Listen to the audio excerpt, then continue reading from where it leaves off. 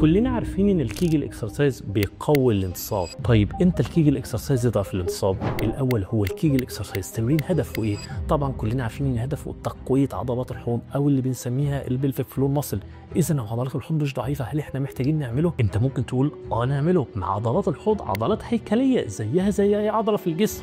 يعني انا مثلا مش بلعب تراي في الجيم عشان هي عضله ضعيفه، انا بلعبها عشان اقويها اكتر. كلامك صح 100%، لكن اللي حضرتك مش واخد بالك منه ان لو عضله التراي فيها سبازم او تنشن انت عمرك ما هتمرنها، بل هتعمل العكس تماما، هتعمل لها ستريتشات. وهي دي الفكره، معظم الرجاله الصغيرين في السن مش بيبقى عندهم ضعف في عضلات الحوض، بل عندهم على العكس تماما اوفر اكتيف بلفيك فلور ماسلز. يعني عضلات الحوض بيبقى فيها تنشن عالي ومنقبضه، فتيجي انت تعمل الكيجل اكسرسايز تزود التنشن والانقباض ده اكتر، وده يضعف الانتصاب اكتر. فلذلك اول خطوه قبل ما تفكر تقوي عضلات الحوض لازم تروح لدكتور علاج طبيعي وتعرف هل عضلات الحوض ضعيفه ولا اوفر اكتيف، لانها لو اوفر اكتيف هتحتاج تتعلم تعمل لها ريلاكسيشن او ستريتش، وده اللي بنسميه الريفيرس كيجل، يعني تمارين عكس كيجل تماما.